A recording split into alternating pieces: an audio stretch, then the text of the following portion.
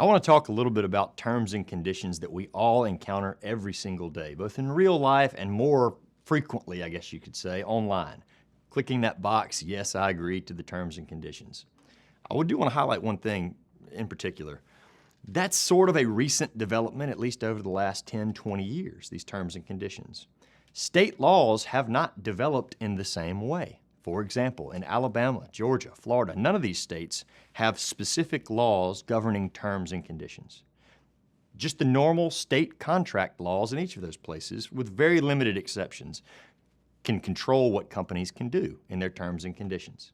So know this, when you click that box, it is the same thing as if you sat down in a business deal, carefully read every page of that contract, signed your name on it, and agreed to be bound by those terms. The reality is that nobody thinks that you're doing that. I'll admit, I don't do that, and I'm an attorney. I probably should read every term and condition that I agree to, but that's just not practical.